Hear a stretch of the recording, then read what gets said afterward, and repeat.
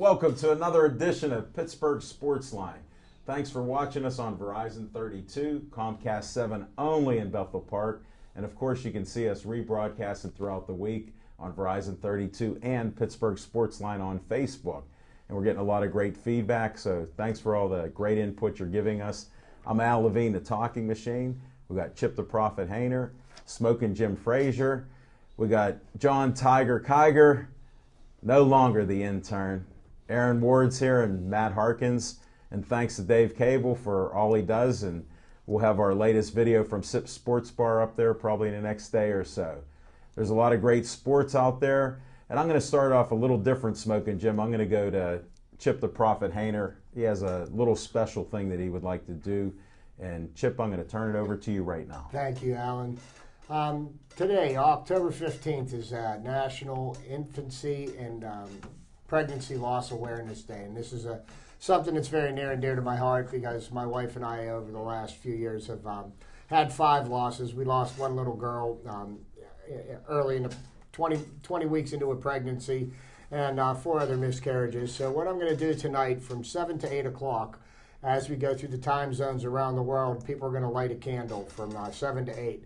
And it's supposed to be an unbroken beam of light. And we're going to leave that lit while the show's on tonight, and in remembrance of all the losses that for our people that have suffered them. So, well, thanks, Chip. I appreciate you sharing that with us. And it is a noble cause, and it's a great remembrance for all the children that have passed. Now we'll go to What's on Our Mind, and we're going to go right to Smoking Jim Frazier. What's on your mind? Hey, thanks, Al Levine, the Talking Machine. And if you want the green, you got to see Levine, and hey, that was great, and Chip. Just what's on my mind is real quick. Friday night, I tell you what, I really believe this year is, and I said this in preseason when I did my my preseason high school football rankings, and ranked all the players around the WPIAL and in the City League, and of course the first 6 was from Gateway, but. I really believe Did you say this Gateway? that was the shocker of the century. Yeah, I really believe that this is one of the best years as far as Division I prospects in the last 30 years of the WPIAL. And Friday night, I'll be at Geneva College for the Aliquippa, undefeated Aliquippa Whips, #1 in the state, versus the #2 team in the state. They're arch rivals, Beaver Falls. So I'm looking forward to that game. So that's what's on my mind. Wow, traveling Smoking Jim. Nice. You need a co-pilot that day. Yeah, always. Well, thanks, buddy. And now we're going to go to Chip the Prophet Hayner. What's on your mind? Thanks, Alan. Thank you very much, Alan. And, Jim, I'll tell you what, I've become a much bigger fan of high school football, being that Western Pennsylvania is a high school football hotbed and always has been. You got Gateway colors on. Yes, I do, don't I? I was out in God's country today. But what's on my mind is, all year I was beating the drum for the Pittsburgh Pirates, and I went out on a limb back in February and made some predictions regarding what was going to happen with the Pirates, and fortunately, it ended up being quite a magical season for the Pittsburgh Pirates. And I'm kind of, in a nutshell, wrap up the Pittsburgh Pirates' amazing 2013 season, and then pretty much put it to rest because, we've got plenty of other sports to focus on. We've got college basketball coming, high school football. We've got the Steelers. We've got the Penguins. There's a lot of things for us to focus our energies on. But the Pirates started out this year in kind of a bad place because all of the Pirates fans were pretty disillusioned by the way the Pirates had fallen apart last year. They got as far as 16 games over 500 and contended for the division title and then completely fell apart. And, it was a huge disappointment to end up below 500. And, you start out the year and then people are talking about how, that they would have been satisfied if we just make 81 wins or 82 wins. We want to break the streak of 20 losing seasons. And, as the season went on, the season started out in the hole. We ended up 1-5 after the first 6 games. Got swept by the Dodgers out in Los Angeles. Right. And we went to Arizona, and that's when the tide started turning. And the Pirates just continued to get better and better as the year went on. Ultimately, we ended up winning 94 games, Right. winning contending for the division title all the way up until the end of the season, and earning a wild card playoff berth. And this is something that they earned. They didn't back into. They actually won the wild card position out of the strongest division in baseball. The Central Division had the St. Louis Cardinals, the Cincinnati Reds, and the Pittsburgh Pirates all over 90 wins. The Cardinals had 97, Wow. Pirates had 94, the Reds had 90. And, so we didn't back into the playoffs. We earned the right to play a home game here in Pittsburgh, and I was witness to one of the most amazing sport spectacles ever in this city. The way that the Pittsburgh fans came out and poured out their emotions for the Pirates against the Reds was something that I'm very, very glad I was a part of, and I don't know if we'll ever see anything quite like that again, because Until next year. 20 years of pent-up aggression Yeah. was released that evening, and we may contend next year, Yeah. but I mean nothing can be as good as the first. It's almost like Franco and the Immaculate Reception, Yeah. the way the city fell in love with. So we took the St. Louis Cardinals to 5 games, and we earned our way into the playoffs. We didn't back in, and we gave a great showing. And on national TV, we got to show the entire United States what kind of fans Pittsburgh has and what kind of support their ball team has. So I tip my hat to the Pittsburgh Pirate fans for putting up with 20 years of losing and humiliation, and for enjoying the moment.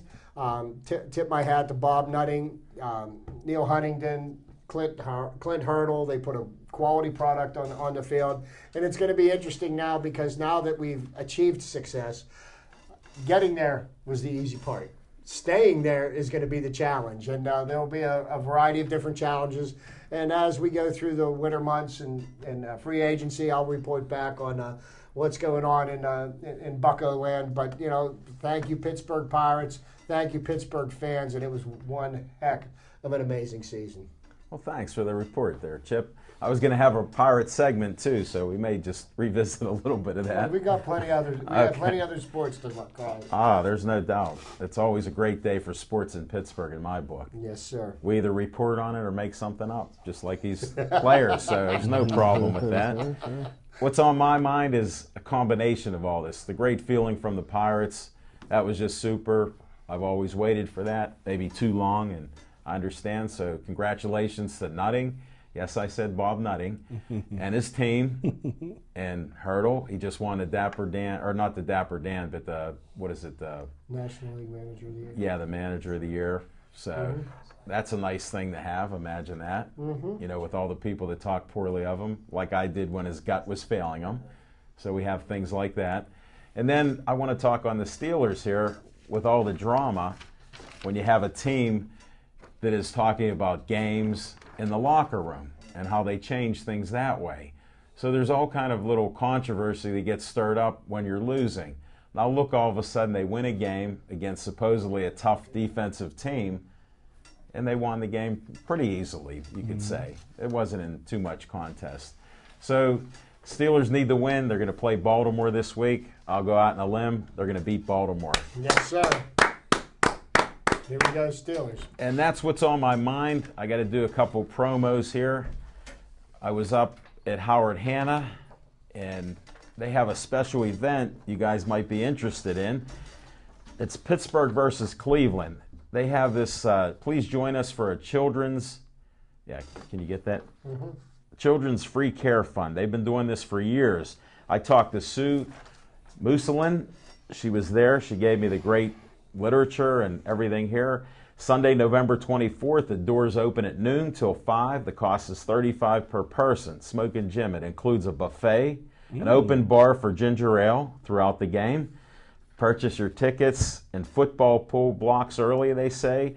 You can win an Apple iPad, Slingbox, 50-50 raffle, basket of cheer, Chinese auction, $15,000 cash raffle, and much more. They raised over $800,000 last year. So this is at Peters Place, 1199 Washington Pike, Bridgeville. It's real easy to find. You can take the 79 exit and run right into it on the right past Eaton Park. So Food's delicious at Peters Place. definitely. Really? There you got a chipper endorsement right Yes, there. it is. So, Yes, it is. and they may even put something in our Pittsburgh Sportsline magazine. There you go. And that goes up to my next thing. We have our magazine cover that's finished. Beautiful. If you want to get a close-up there, that's for our event on Thursday night. Make sure you're there. We've got a lot of I got over 18 people advertising, and we need more out there, so a lot of great interest in the area. 10,000 magazines in 300 locations, full color. And there'll be a lot of great articles in there, too. So, oh, and by the way, there's a duck still there. The Pittsburgh Duck is in there if you want to take a peek. Oh, yeah, it is. Oh, yeah, it is. I didn't notice See that. that? I didn't want to put it's a big duck, but I didn't want it taken over there. And a friend of mine, Robert DeGabriel from Jessica Lee's Entrepreneurial Thursdays, he was there, photo there, and he's on the cover of it. So that's what we have. Then Kelly's Collections Boutique. Kelly Wallace Ventrice was there last night. Stop at 616 and a half Brookline Boulevard. She got all kind of deals on sports stuff, necklaces, bracelets, even Marilyn Monroe dresses. You guys heard it last night. We'll revisit a little on SIP Sports Bar segment there. Well, that's what I have there. Now, anybody want to revisit what we talked about on our opening amount? Chip, you want to revisit your topic at all, or your way to? You got it all out there. Yeah, I got everything out there. I mean, it was an amazing year to be a Pirate fan, and it was amazing to watch the city fall back in love with the ball club again. There you go. And Smoking Jim's all about high school sports this weekend. Yes, so, sir.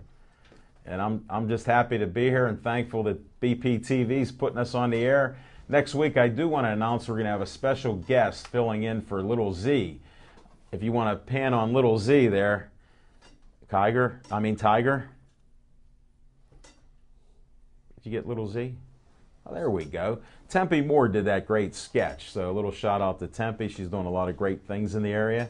Zach Brenner's getting his diploma. I thought that was his police photo. No. That's no bug shot. That's Brenner Contracting. We'll talk about boxing later on. But here's the special guest, Andy Sebastian, who was on our second show. Tiger, you got to get that. We told you about it. Don't show up on the camera. But Little Z is falling on the floor. Now, Andy Sebastian's going to be here next week, filling in for Little Z. And he was on our second show. He just won't listen and turn that dragon around, will he? Great job. Thanks, Tiger.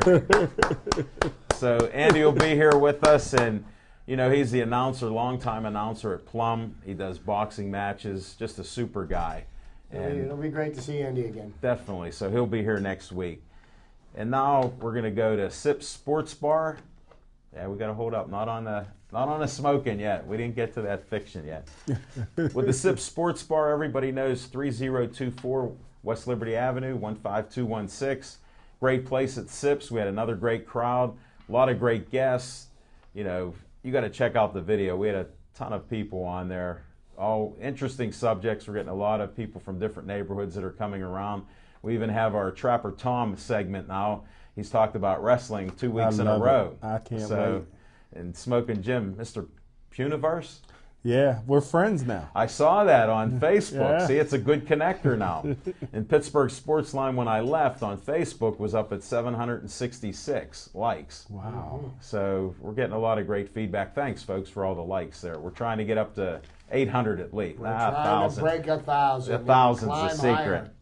And then thanks to Bill Boyce for all the photographs that he put up there. Felicia Ann doctors them all up with her graphics. If you need somebody to do any graphics on Facebook or other things, she's worked with magazines and everything else. So come to SIP's, leave Z down, SIP Sports Bar.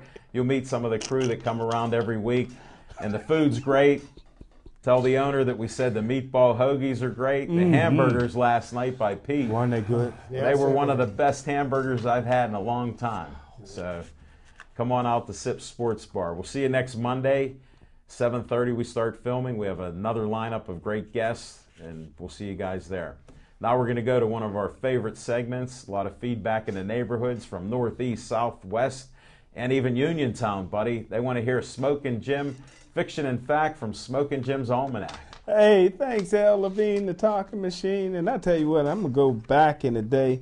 This fiction and fact was inspired by a text message this morning from my good friend Chuck Sanders that owns the Savoy. That far back? So it's going back a ways. Me and Chuck, we go way back to our youth. And as a matter of fact, when I was in college, I had the opportunity to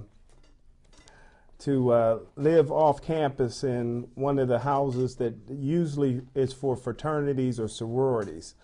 Big old house, and usually it has 50 to 60 college kids in there, and I just happened to have my own house to myself. It was beautiful. Had a full kitchen on the third floor, full kitchen on the second floor. It was a beautiful house.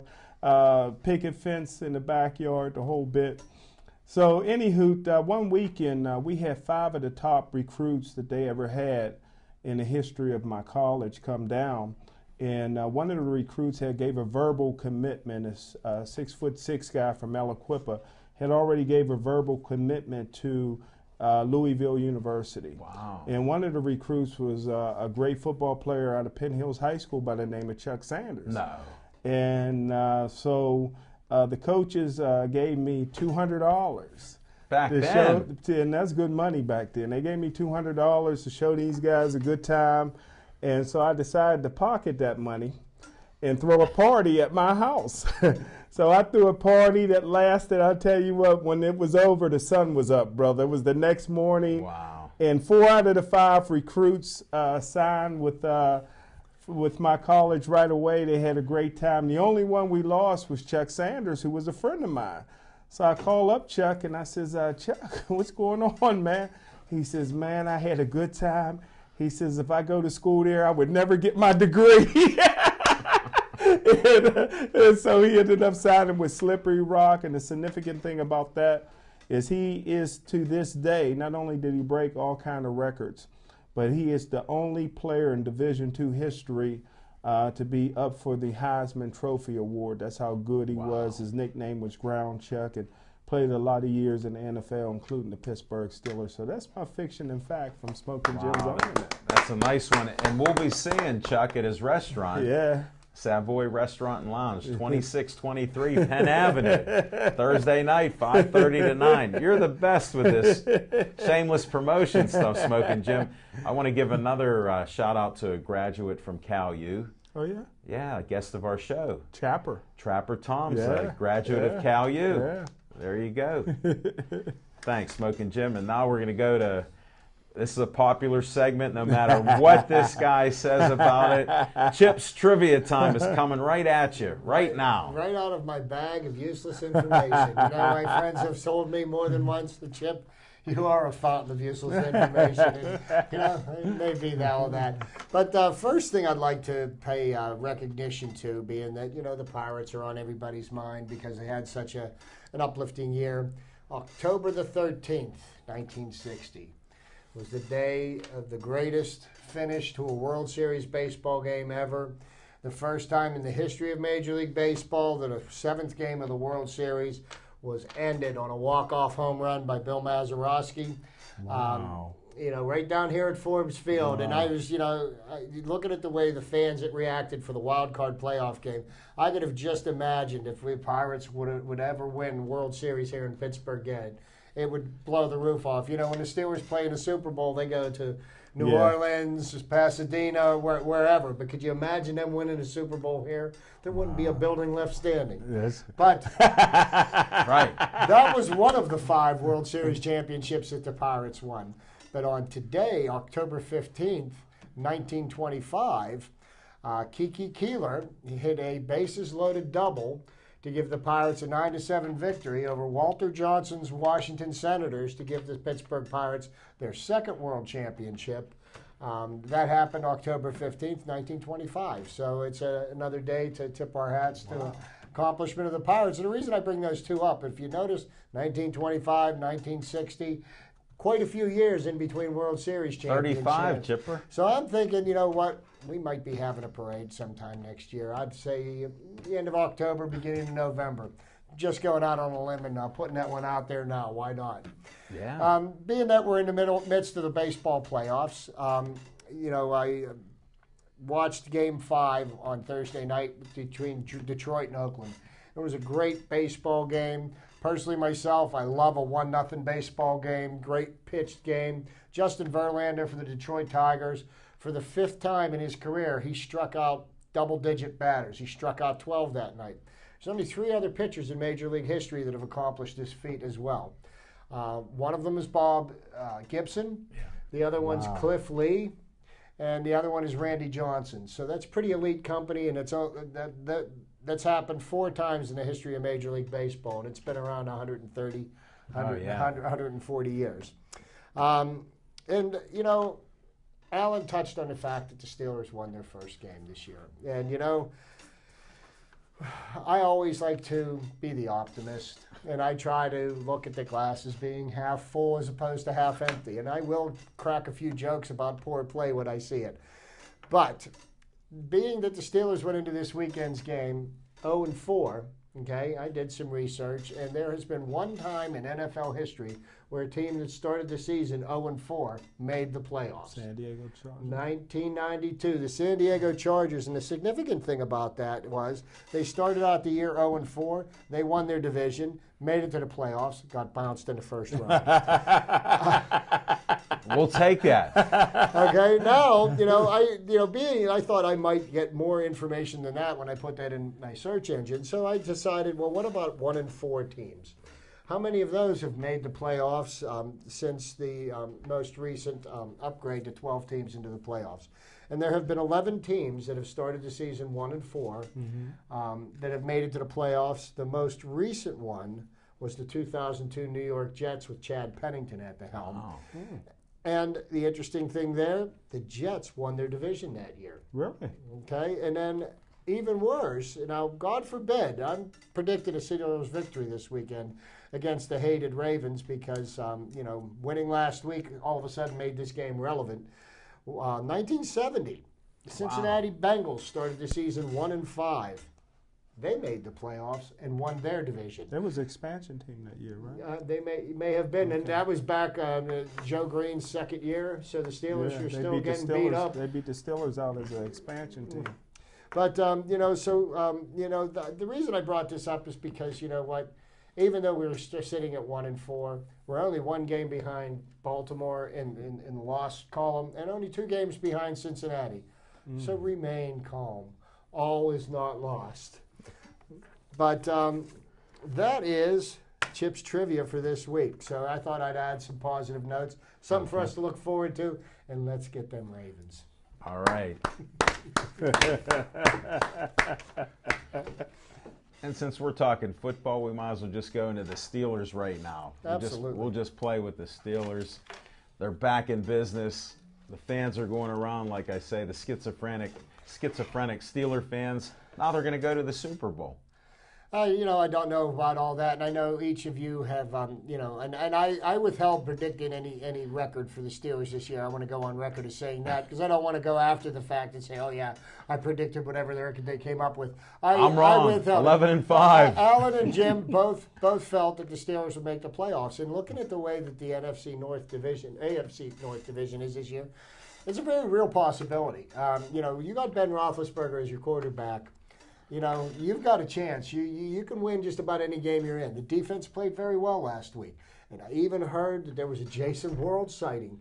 Wow. I saw him. There's even another one that Jones almost had a sack. Almost. You saw it. I know you did. I was ready to text you, but he didn't get one. I thought he would. But, the defense played a solid game. And really, the defense hasn't played that poorly. They have at times. But they did a good job. They got some turnovers in the red zone. They gave the offense a short field. Ben made the plays that he had to make. And the Steelers are starting to try to get it together. Now, the offensive line is still a huge question mark because, once again, Mike Adams didn't dress for the game, and I guess that's a motivational tool, but I don't. It is, because it's going to motivate him to leave. I know he's not going to be back anymore. Smoking Jim called this. Think about it. I could make some comments, but I'm going to stay away from them. Whoa. I'm going to keep it nice, but I mean, Levi Brown, the Steelers, took a grabbed gamble. him because he was two slots ahead of Mike Adams. And it was at 3 or 4 from the bottom of the barrel. But, the guy didn't even make it on the field for a play. He got hurt in pregame warm-ups, and now he's on the injured reserve list. So, he's going to draw another check, and, But isn't it unusual they didn't replace any linemen, and we were down to 6 linemen anyhow? Yeah, well, that's amazing. Happen? What's the guy's name? Guy Wimper was the backup for all 5 positions on the offensive line on Sunday, but Beecham, is that his name? Beecham? Yeah, Beecham's the backup center. For some reason, Mike Tomlin's really high on him, and the Steelers have a lot of areas that they could stand improvement in, but it looks like one win kind of rejuvenated everything. It rejuvenates, yeah. And I really do think that the Ravens are beatable this week. They're not really playing all that well. They haven't shown much consistency, and they're going to be in our house, and I think the Steelers are going to show up. Well, let's say a real congratulations to Big Ben. Him and his wife are expecting their 2nd child, and Ben is on pace for his number 7 kids. See that? Let's talk Ravens, buddy. Forget you and these kids. Hey, well, you got 22 godchildren. Hey, come on now. Ben at least had enough foresight to see that Ashley is due to have the child in the spring, so we don't have to worry about that getting in the way of our games. Yeah, that was smart. Well, here, I just want to go on record. I was not worried whether he'd be at the game or not. I know what he would have done, okay? I'll just tell you on record here, on air. He'd have done the right thing. For him. Play the game. Yes, he would have, for him. So what do you think about the Ravens? Forget this Big Ben stuff. I'm happy for him. God bless him. Well, you know what I think about the Ravens. I think the Ravens are going to have a hard time winning without Ray Lewis, the greatest player. That's why I'm bringing you up, NFL buddy. history. And where is Ray? Don't forget Ed Reed. Yeah, Ed Reed is another one that's with Houston. You're taking a lot of intelligence off of your defense and a lot of experience and a lot of playmakers. I'm not a big fan of John Harbaugh as a coach. I think that he's been kind of carried along in that particular system. I think Jim Harbaugh is an outstanding coach. I think John Harbaugh will be great on TV one day. Really? But he's him and Ryan Clark? Whoa, my goodness! Don't get me started on slower foot Clark, but yes. Yeah. But I think the Ravens, Flacco will give you some opportunities with some interceptions. They have some playmakers on the offense, but I think the Pittsburgh Steelers at home is a rivalry game. Everybody wants to beat the Ratbirds, and I think that the Pittsburgh Steelers will win this football game and get on pace to equal the record that I predicted prior to the season, which is 10-6, and make the playoffs. You're still hanging on there. I like that. Wow. Well, I'll tell you what, the Steelers, Antonio Brown has really stepped up his game the last 3 or 4 games. He's playing at an all-pro pace, and this is the one week he complains to Todd Haley, which I love how the sports writers try to make everything into a big issue, but he's just simply went to the offensive coordinator and said, "Hey, man, give me the ball more often." Well, they got him the ball, and he's rising to the challenge. He's had, I believe, 41 catches for the year. That's I believe in the last 3 games he's had over 31 catches. That's pretty. He's on pace numbers. for 130 catches. I'm sure he's not going to get that, but that would be a stellar record that'll go ahead of Hines Ward. I got to interrupt both catches. of you guys. I thought Haley was brought here for the running game. I'm confused. Todd, Can anybody help me? 412-831-3304, because I don't understand this. The game has changed, but I thought we were going back to protecting Ben, no offensive line. We're going to run better. Le'Veon Bell, I like him. I think he has a lot of great potential there, and he'll do well this year. Invite Todd Haley to the Howard Hanna. I think he can use that. Yeah, but make sure the appliances are screwed in. No, I wouldn't do that. They're doing a lot of great things at the free children's fund there. So I don't think that'll work out. But you know what? Maybe we could get him a free night to stay at the Crown Plaza, which is a great hotel up here. You know, I can't help some of the people that are living there, but it's a great hotel. My shout out to the people at Crown Plaza. You got to be the best for what you're putting up with in the news and everything else. Okay, stay out of the bar. Yeah, but I'm still shocked. Getting back to sports, I know we run off the reservation a little, but that's great for, you know, passing. Where's this running game going? Well, I think the running game, they're just, you know, that's something that it takes a little bit more work on. You know that Ben and his receivers are going to, you know, they've been together several years, but Bell's coming into, you know, his first year as a pro, plus they're going into a new blocking scheme, and I think, you know. But they don't use it. Well, I think as time is moving forward, you're starting to see people fall in the right direction now. So that at least the defensive linemen trip over them. Well, that's part of what I was saying with blocking and tackling on the offensive line. I still don't see that tackling like Willie Colon used to do. We need some help there, and maybe getting in the way will help.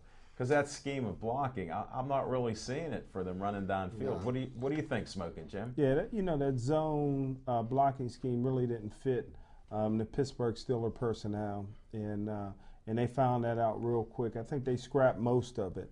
It didn't fit, but the one thing that does fit is we got a winner playing quarterback, Big Ben, and you know, I know that they would like to have those first 4 games back because they were better than all the teams. Maybe not Cincinnati at Cincinnati, but they should have definitely been 3-1. But right now, it is what it is, and the Pittsburgh Steelers beat Baltimore Ravens. Are on their way to 10-6. Well, you know, I mean, a mark of a good coach is, okay, you come in, you bring in new coaches, they want to design a new system, and really you don't try to fit the players into a system. You look at the players that you have, and you devise a system around the talents that they have, because, you know, no matter how hard you try, you can't stick a square peg in a round hole. True. You know, so I think, you know, this is going to be a learning curve, and I think they've got it together enough, and I think the bye week came at the perfect time for them, because I don't think that they could have been at a lower point after losing to Minnesota in London. You know, that was I'm hoping that is the low water mark for this year, and that, you know, from there it's going to be a tough uphill climb, but I think they're up to the task. Well, I can agree with you there, and I'm glad they won, because I still think Haley shouldn't have been here, and I think Haley should go, because you could put anybody in there. I mean, Art Rooney's the guy that put him in there, and I'm not seeing a change. I'm actually seeing Big Ben play his street ball, which he's very good at that. I mean, that's the difference here. You know, I don't want to disagree all the time here, but you don't need hot Haley here. But you know, on the one thing it was so surprising. I didn't get to see any of the game. I was busy working on Sunday. But I heard about it, and I heard about it, and I heard about it, and I have yet to see the clip on it. But Troy laid out one of their wide receivers, and I'm Stephen Hill, and he laid his shoulder on him, shoulder pad right into the guy's chest, and hit him hard. And the guy held on to the ball, but they said it was a game-changing hit, and the Steelers didn't get flagged for it, you know. And you know, Troy used the proper tackling technique, didn't lead with when his you're head. 5'10" and you're hitting a guy about 6'4", it doesn't look like he's in harm's way. He come like a rocket, and luckily he didn't become concussed. That's what I was happy it's about. Because he didn't lead with his head. He hit him with his shoulder. It was a legal hit. If you see it, and I'm sure you've seen it on ESPN. I haven't yet. I haven't yet. But there's no doubt. When you see it, it's a classic legal hit. But yeah, I mean, how many times have we seen what we? Well, we're from Pittsburgh. I said our Steelers' minds think that, you know, that hit was completely legal, and they you know. Well, just like another legal hit, I want to talk about Pitt a little bit. Devin Street got hit, and it was a shoulder hit, but he got like whiplash because he was hit so hard. Well, that's what it looked like to me, but his shoulder's injured. Paul Christ, in his interview, they asked him, he said he sent the tape to the ACC, and they reviewed it, and the ACC ruled that they felt that was not a helmet-to-helmet hit. And or that wasn't a blow to the head. Right, and it wasn't. And so I heard them in his press conference. They said, "What did you think about that hit? Did you think that was a blow to the head?" He said, "Apparently the ACC does not." And that was the only thing he said, which, you know, basically spoke volumes that he doesn't believe that. Yeah, but he's his also not going to get himself fined or penalized by criticizing the. No offense against Chris, but his interviews, I don't enjoy them one bit. It's like sitting in a dentist chair. I don't enjoy it. I mean, he's done a great job with the players that he has here. I don't want to take anything away. I'm a Pitt fan. He's done well. They have a winning record. Let's see what happens Saturday night. They got a Saturday night game. They'll beat Old Dominion. You think? I don't know. I hear they're a juggernaut. Well, I'm hopeful they beat them there, so that'll be nice, right? Chalk up a win, come back. Did you hear that Paul Chryst was likening Old Dominion's quarterback, and his name escapes me. He was comparing him to Russell Wilson. And Paul Chryst was the offensive coordinator in Wisconsin in 2011 when Russell Wilson was playing. Didn't he leave North Carolina or something? NC State. NC State. So this kid is supposed to be something special, and maybe he is. The defense has played well the last couple of games. The offense seems to have been stumbling. I mean, they've got two great wideouts in Devin Street and Tyler and a quarterback. Boyd. The running game seems to be a little bit suspect. Losing Russell Shell is pretty evident how much he would have meant to this team this year by his absence this year. I think it could have made, because I tell you one way to slow down a rush is if you've got a back that can break it. I just don't see them having that right now. Well, not to digress, but just get back to Russell Wilson real quick. Is the coach for NC State who left Boston College pretty much got fired because he put his foot down, which was wrong to do when Russell Wilson, like a lot of other players, was playing professional baseball and playing college football. And he says, you either play spring football or we don't want you back on the team. And he pretty much did that because he wanted to play a quarterback. And he pretty much got fired. Well, he graduated in 3 years, though, so he had the option. Well, he had the option because he graduated in 3 years, and he went to Wisconsin and it worked out. But if he'd have stayed at NC State, he may not have started his senior year because the quarterback that they were putting in was a 6'6" guy that is now starting for the Tampa Bay Buccaneers, Glennon. Really? So so it was. This may be a fiction and fact doubleheader right now. Yeah, fiction and fact from Smoking Jim's So it kind Almanac. of worked out for everybody Really? because I've seen players who in their senior year, were replaced, and you really can't say that this guy didn't have a NFL pedigree because he's starting right now for the Tampa Bay Buccaneers. So it worked out for Russell Wilson and it worked out for Glennon. Wow. Interesting, Smoking Jim. No wonder you watch 2 films every day. Well, I'll tell you what game impressed me this week, and I know you guys were broadcasting the fights Saturday night. And, hey, a little shout out to all the victorious boxers that night. Sammy, We'll cover that. Rod and Jason, they all had big victories. But the Penn State football program, but they had just an amazing victory against an undefeated Michigan team in Happy Valley, 4 overtimes. And I think the most impressive thing I thought about Bill Bradley in that game, Bill O'Brien, is that in overtime in college, each team gets the ball on the other's 25-yard line and they go to try to score. Well, I think Michigan may have been up by 3 points. And Penn State had it at 4th and inches. And it was like 6 inches. And they could have very easily lined up, kicked the field goal, gone to a 5th overtime, and he decided to go for it. And they picked up the first down, and on the very next play after, or either 1 or 2 plays after, they ran it in for the game-winning score. He must have had dinner reservations. And I'll tell you what, that was a gutsy move because that's the kind of move that can destroy a coach's career, or it can. What's he have to lose? They're not going anywhere. Hey, you know what though? Right? No bowl games. No bowl games. That's what your alumni they want to see. Bowl games. He doesn't have to worry. Don't be too surprised if within the next year or 2 that you find out that Penn State ends up becoming 2 years, I say. eligible. Next year they're going to give them more scholarships. Of course, they don't need them with the players they have. They have been complying 100% with all the punishments that have been meted out by the NCAA, and you got to take into account nobody that's involved with that football program right now, whether they're administrators, coaches, or players, had anything to do with that Jerry Sandusky scandal. And I really think that punishments have been dealt out. And you know what? These kids don't deserve to be whipped on, forever because of mistakes somebody And else that's why I made. believe in conspiracy reports, because the free report was that. They bought and paid for it. Nobody could even get past the investigation. There's some lawsuits out there.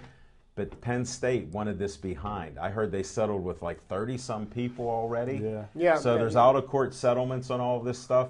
So in other words, they wanted to clean it all up. They know how wrong they were. But what I feel bad, and prayers should go out to all these young men. Yes, sir. And And all their the families families that are affected. That's the problem. The evil guy Sandusky, that's the one that's the bad person out of it. And all the people that enabled that or looked the other way, they're going to pay the price. Karma, whatever else I you want believe to call it. they already have. They haven't paid enough yet, because these poor kids, No, you're how absolutely will right. their lives ever get back together? Money's not going to help. No, And that's what hurts me in my heart, having kids, seeing what you go through trying to have a child. Yes, sir. And then this man took that innocence away from these kids. So that's the problem, and that's why I'm so against what Free did, because a lot of people should be in jail with him. There were a lot of wrongs involved with that, and all of the wrongs didn't make any of it right. But you know what?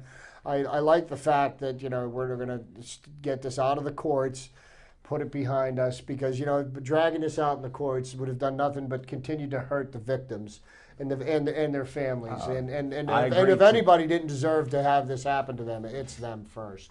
There's no doubt about it. Well, hey, go Penn State. We are. You guys know what to do. My daughter was a graduate, so it's all good now. And hopefully nothing like that ever happens again. So we'll move forward. We got boxing smoking. Jim, you want to tell us about the greatest call?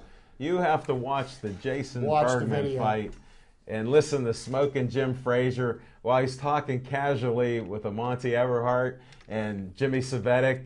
I couldn't even get a word in. Smoking Jim, what'd you think of that? Can you imagine that? I didn't. Hey, thanks, L.V., the talking machine. And I tell you what, man, it is so good to, see a local guy who, like Chipper said beforehand, is a gentleman outside the ring. He's a warrior inside the ring. But I tell you what, Jason Bergman, not only is he a family man, he's blessed with a beautiful wife. Comes from a great, family. They support him, and I tell you what, it's not easy when you don't go to the Olympics or if you don't have a great amateur career. It's not easy to make money out there. And the guy just trains and trains and trains, and he works a full-time job. He's a union guy. How about that? And laying pipe, guys. I didn't want to say that out there too much. Laying pipe, and it's starting to pay off for him now, and he's ranked in the top 15 in the world. Some places have him as high as number 10. Really? But I think a lot of that is because he's a white heavyweight, and white heavyweights will make money. Do you think there's a Ukrainian or Russian fight coming up? Well, you know what? I would love to see Jason Bergman go and bring the title back to America. The heavyweight title has always been here. Bring it back to Pittsburgh. Be the new Pittsburgh kid. This guy don't have any tattoos.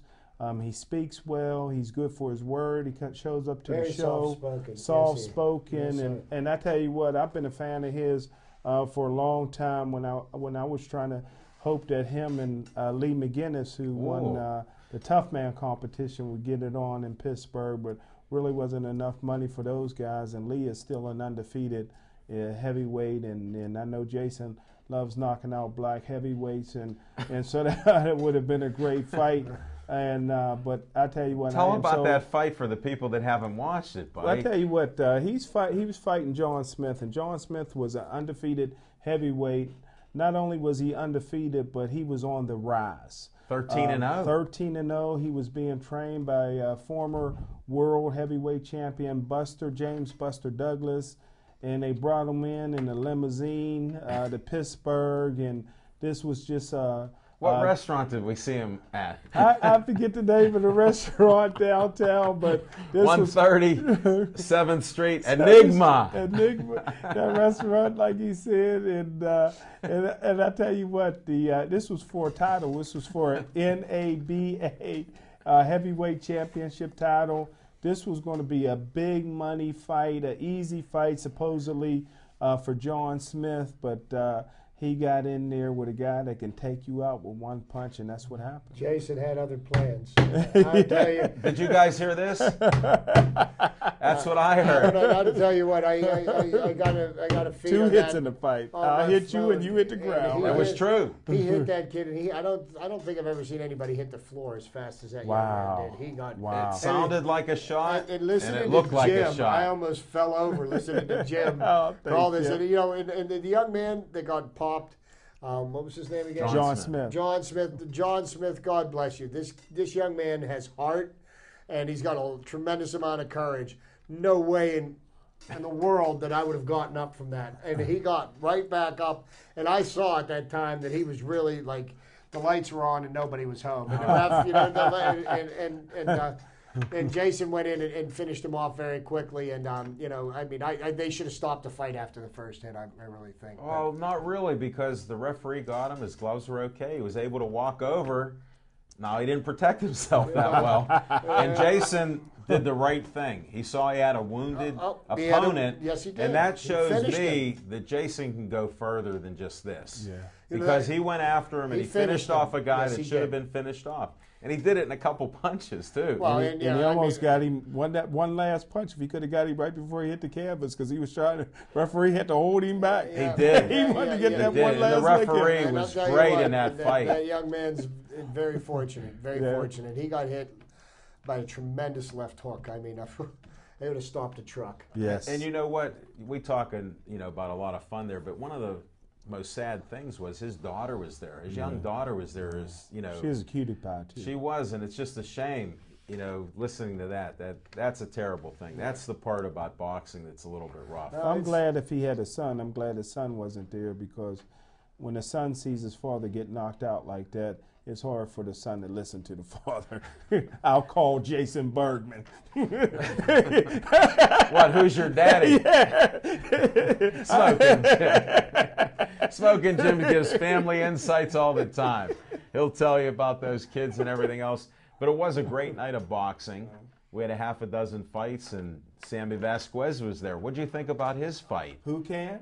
American. I do the American first, but Well, Sammy. he had a great crowd. It was a great crowd, and Sammy could do what he wanted to in the ring. And his dad was upset afterwards because the fighter quit on the stool, and Sammy Vasquez Sr. doesn't like that. He likes a guy to get knocked out, and don't quit on your stool. And no Moss here in southwestern Pennsylvania, which that'll be on TV tonight. But Sammy looked great. Sammy took his heart. You know Yeah, what I he mean? did. And Yeah, you know he what? did. Oh, he pummeled him all through the fight. So hey, maybe the kid knew. Look, man, maybe I'm going to save myself permanent brain damage. Right. Right. So And I didn't bring the big brochure, but if you can get a close up, here's the brochure of the Lightning Strikes 2 in Green Tree. Beautiful. and let's not forget about the lightning rod. And that's Rod why I'm Sulka. bringing it up. I'm segueing right into there. Chipper, you caught that one. And that was Rod Sulka. You can actually see he took a picture of me afterwards with his new IBO belt. You talk about a heavy Oh, that was belt. Rod's. I thought that was the NBA. NABA. No, heavyweight. buddy, that was Rod's. the new one. Wow. Rod took the picture. He goes, Wow. Al, you got to get a picture. I refused for about a half an hour. It was 2 in the morning. He's taking a picture of, or 1:30 anyhow. You could have been there. Oh man, I almost The was Pittsburgh there. kid was there. Lamar Williams. I got to give a shout out to Lamar You saw the Williams. bat Said hi sign to up in you. the sky. Wow. Yeah, I was talking to these guys, and I want to give a shout out to the Pittsburgh kid. He was in the corner for Rod Sulka, and he did a heck of a job He did. in the corner there. He did. He was giving tips, helping Rod out. He was taking care of his water, making sure he was okay. Just, you could see the eyes on the Pittsburgh kid, the focus that he has. It's so impressive. Yeah. I actually got to talk with him later on, and we had a nice heart-to-heart talk. What a first-class guy who wants to help people in the community.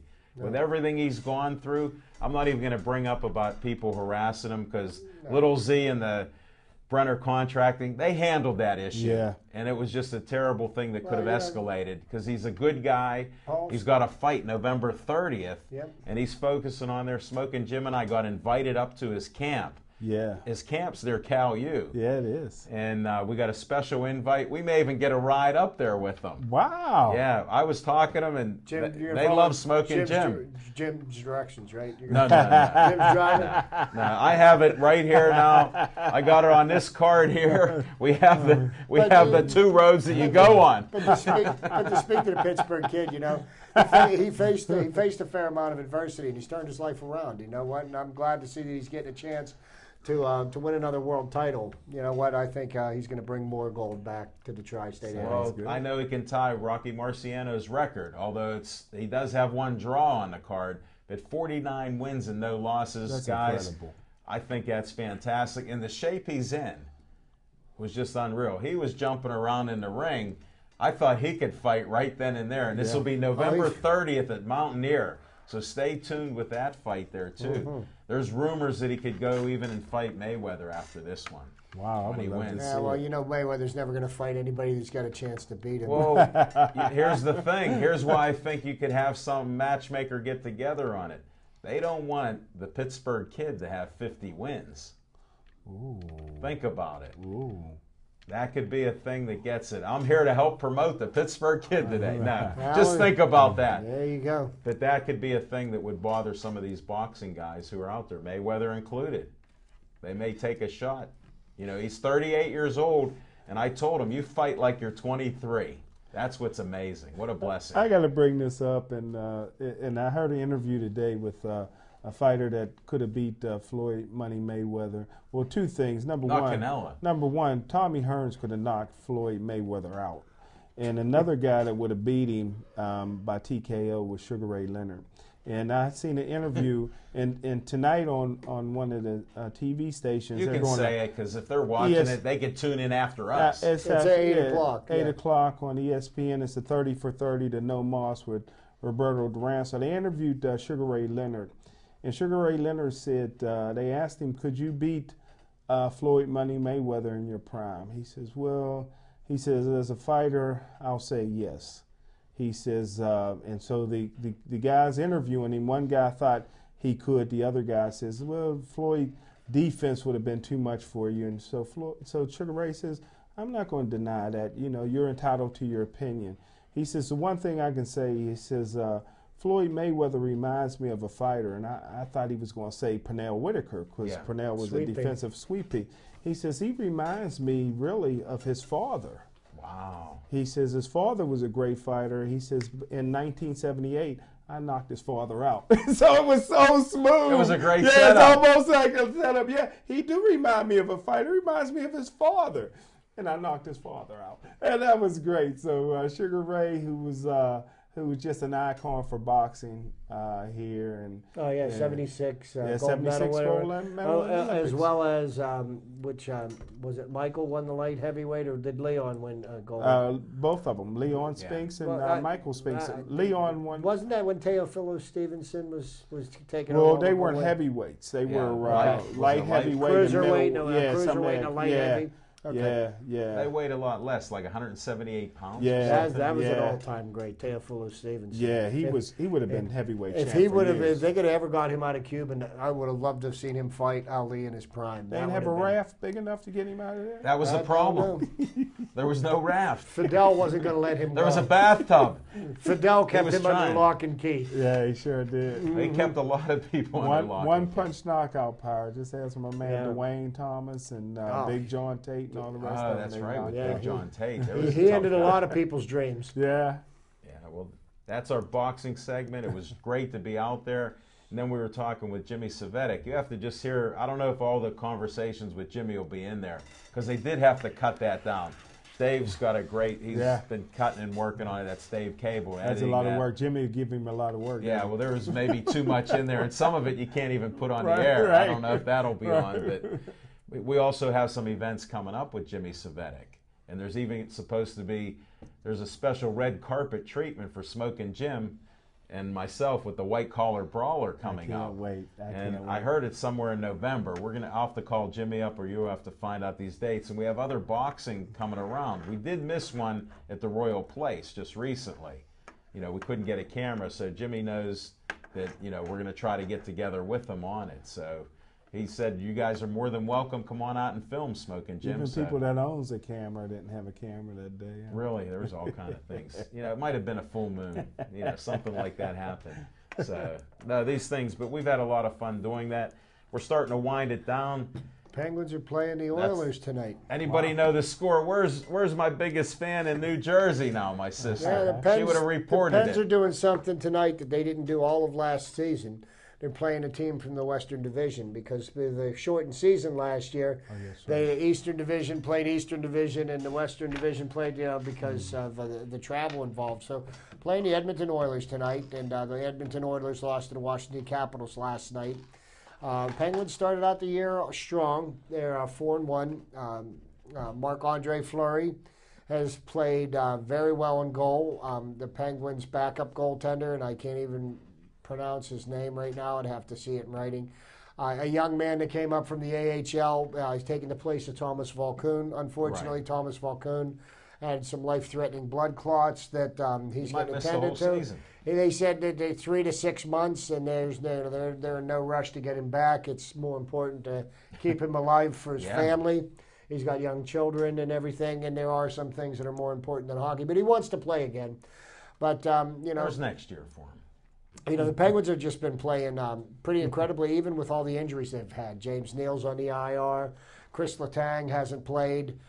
He's getting closer to being able to play, so they're mixing up the lines. The one line that's staying intact is Kunitz, Dupuis, and Sid Crosby. Saturday night, Sid Crosby lights the lamp 3 times, gets his first hat trick of the season. And Jussi Jokinen had a hat trick 2 nights before that. So, they're getting a lot of scoring from a lot of different the Metropolitan Division, I don't like the name of it, but they're going to win it. Yeah. I mean, they have an easy schedule starting out, which helps. I'm glad to see that for the Penguins because of all the doubters and the haters that they call them. They're all thinking because Fleury didn't do well in the playoffs. I think they're starting out great. He is starting out, and I think he's going to be there at the end for us because, let's not lose sight of the fact he took us to 2 Stanley Cup finals, and he brought the cup back to Pittsburgh. But, I think what you're seeing with really a lack of enthusiasm for the Penguins early this year is pretty much like the hangover from the Pirates collapse last year. And just like I said early this year with the Pirates, is that as they keep playing the way they're playing, winning ball games, the crowds will come back. And I think that the Penguins... I got to disagree, Chip. The crowds are there. You only have 18,000 go to a game. So they're there, the media part. I'm not seeing the enthusiasm yet, the rabidness. You're forgetting, buddy. You got too much Pirate euphoria. Last year, we were talking about on the show at the beginning of the season, we said, what is it with the fans? They're winning, but they're not cheering. We said maybe all those corporations that bought all those boxes.